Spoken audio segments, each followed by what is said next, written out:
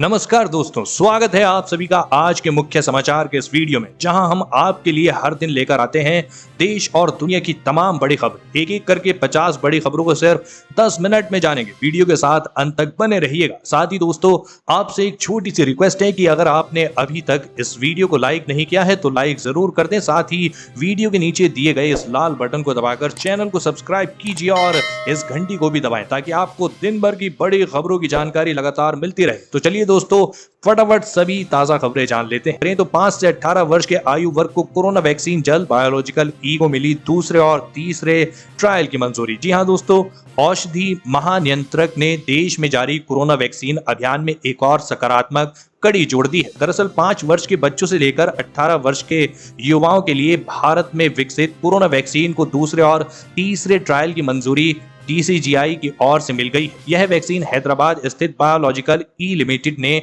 बनाई है। इस वैक्सीन का ट्रायल देश भर में 10 जगहों पर किया जाएगा। कोविड-19 पर विशेषज्ञ समिति की ओर से मिले सुझावों के बाद DCGI की ओर से वैक्सीन के ट्रायल की अनुमति दी गई है। वैक्सीन के दूसरे और तीसरे फेज के ट्रायल का मकसद बच्चों और किशोरों में इसकी सुरक्षा और असर के साथ यह पता लगाना है कि डोज लगने के बाद यह कितनी मात्रा में एंटीबॉडी विकसित। और अगली बड़ी खबर की बात करें तो गाय को घोषित करें राष्ट्रीय पशु। इलाहाबाद हाईकोर्ट ने कहा, गौ रक्षा को किसी भी धर्म से जोड़ने की जरूरत नहीं, गायों को मौलिक अधिकार देने के लिए बिल लाए सरकार। जी हां, गाय को लेकर इलाहाबाद हाईकोर्ट ने बड़ी टिप्पणी की है।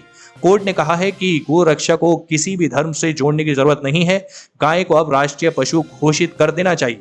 केंद्र सरकार को इस पर विचार करने की जरूरत है। जस्टिस शेखर कुमार यादव ने सिंगल बेंच की अध्यक्षता करते हुए यह भी कहा कि गायों को मौलिक अधिकार देने के लिए केंद्र सरकार को संसद में एक विधेयक पारित करना चाहिए। हाईकोर्ट ने अपने सुझाव में कहा कि केंद्र सरकार संसद में बिल लाकर गाय को राष्ट्रीय पशु का दर्जा दे। हाईकोर्ट ने टिप्पणी की है कि जब गायों का कल्याण होगा तभी देश का कल्याण होगा। गाय भारतीय संस्कृति का अहम हिस्सा है। संसद जो भी कानून बनाए, सरकार उस पर सख्ती से अमल कराए। वैसे दोस्तों, आपकी क्या राय है? गाय को राष्ट्रीय पशु घोषित कर देना चाहिए या नहीं? नीचे कमेंट कर। और अगली बड़ी खबर की बात करें तो एक और नया खतरा। जी हां, अब कोरोना के म्यू वेरिएंट को लेकर दहशत। WHO ने दुनिया को किया आगाह, वैक्सीन को भी दे सकता है चकमा। जी हां, कोरोना के डेल्टा वेरिएंट से अभी निजात मिली नहीं कि वायरस में हुए नए बदलाव ने WHO की चिंता बढ़ा दी है। WHO ने कोरोना के नए वेरिएंट को लेकर दुनिया भर के देशों को चेतावनी दी है। दरअसल कोरोना के म्यू वेरिएंट के मरीज दुनिया के कई देशों में मिल रहे हैं। म्यू वेरिएंट के मरीजों की संख्या तेजी से बढ़ रही है। एक रिपोर्ट के मुताबिक WHO ने चेतावनी दी है कि कोरोना का यह नया वेरिएंट कोविड-19 रोधी वैक्सीन को भी आसानी से चकमा दे सकता है। बताया जाता है कि दक्षिण अमेरिका और यूरोप में इसके कुछ बड़े प्रकोप भी सामने आए हैं। यूके, यूरोप, US और हांगकांग में भी म्यू वेरिएंट के मामले सामने आए हैं। इसे वेरिएंट ऑफ इंटरेस्ट की श्रेणी में रखा गया है। कोरोना के इस नए वेरिएंट पर कड़ी नजर रखी जा रही है। और अगली बड़ी खबर की यहाँ उत्तर प्रदेश में आ रही है 1 लाख सरकारी नौकरियां। विधानसभा चुनाव से पहले योगी सरकार का बड़ा दाव। योगी आदित्यनाथ सरकार अगले 2 से 3 महीने के अंदर 1 लाख सरकारी नौकरियों में भर्ती का विज्ञापन निकाल सकती है। इसमें सबसे ज्यादा नौकरियां पुलिस विभाग और शिक्षा विभाग में निकल सकती हैं।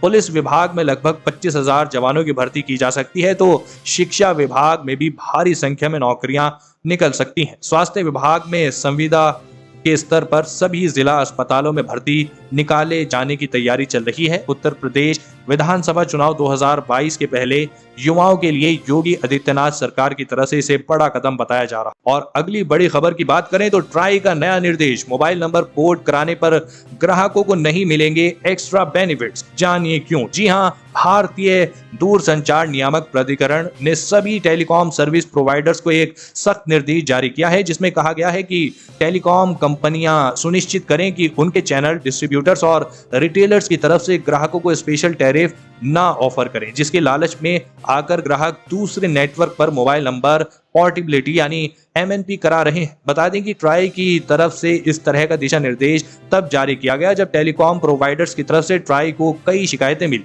जिसमें दावा किया गया था कि टेलीकॉम कंपनियों की तरफ से मोबाइल नंबर पोर्ट कराने पर ग्राहकों को ज्यादा बेनिफिट दिए जा रहे हैं, जिससे ग्राहक तेजी से एक नेटवर्क से दूसरे नेटवर्क पर शिफ्ट हो रहे हैं। इस तरह की शिकायतों के बाद ट्राई की नई गाइडलाइन का पालन करने का निर्देश और अगली बड़ी खबर की बात करें तो सरकार ने फिर चेताया, नहीं खत्म हुई कोरोना की दूसरी लहर। आइए जानते हैं खबर को विस्तार से। जी हां, केंद्र सरकार ने कोरोना की तीसरी लहर के खतरे को देखते हुए लोगों से वैक्सीन लगवाने और घर पर ही त्योहारों को मनाने की अपील की है। इसके अलावा सरकार का कहना है कि टीका लगवाने के बाद भी लोगों को भीड़-भाड़ से बचना चाहिए। स्वास्थ्य मंत्रालय ने मीडिया से बात करते हुए कहा कि हमें बड़े पैमाने पर लोगों को जुटाने से बचना चाहिए। यदि ऐसा करना बेहद जरूरी होता है तो यह ध्यान रखें कि शामिल होने वाले सभी लोगों का टीकाकरण हो चुका हो। इसके साथ ही हेल्थ मिनिस्ट्री ने टीकाकरण कराने और कोविड प्रोटोकॉल का सख्ती से पालन करने की बात कही। केंद्र ने कहा कि यह सही है कि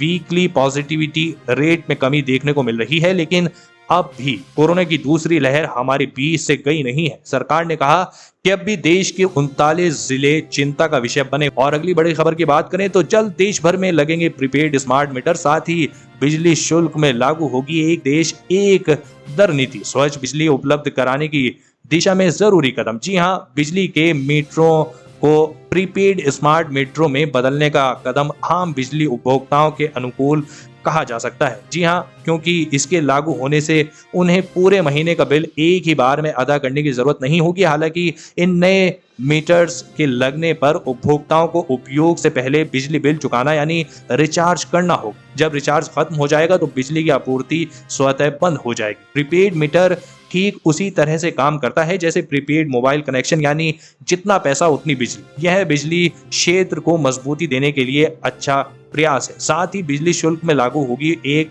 देश एक दर नीति। स्वच्छ बिजली उपलब्ध कराने की दिशा में जरूरी कदम और इससे बिजली की दरें कम। और अगली बड़ी खबर की बात करें तो चीन की नई चाल, अफगानिस्तान के बगराम वायुसेना अड्डा हथियाना और पाकिस्तान को भारत के खिलाफ करना चाहता है ड्रैगन। जी हां, अमेरिका की एक वरिष्ठ राजनयिक ने आगाह किया कि तालिबान के अफगानिस्तान पर कब्जा जमाने के बाद अमेरिका को चीन पर करीबी नजरें रखने की आवश्यकता है, क्योंकि वह युद्धग्रस्त देश में बगराम वायुसेना अड्डे पर कब्जा जमाने की कोशिश तथा भारत के खिलाफ मजबूत स्थिति हासिल करने के लिए पाकिस्तान का इस्तेमाल कर सकता है। अब चीन पर नजर रखने की आवश्यकता है, क्योंकि अब चीन को बगराम वायुसेना अड्डे तक कदम बढ़ाते देख सकेंगे। मुझे लगता है कि वे अफगानिस्तान में भी पैर जमा रहे हैं और भारत के खिलाफ मजबूत स्थिति बनाने के लिए पाकिस्तान का इस्तेमाल करने की कोशिश कर रहे हैं। इसीलिए हमारे सामने कई चुनौतियां। और अगली बड़ी खबर की बात करें तो सौर ऊर्जा से चलेगी भारतीय रेल,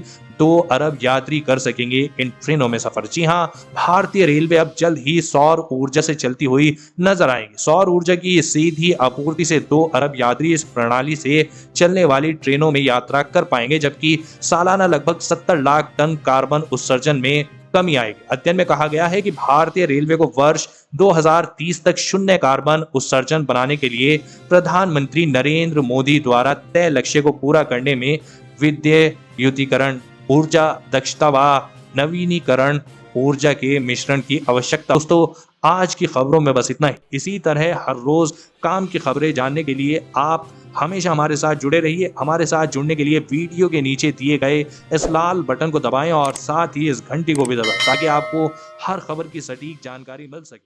जय हिंद।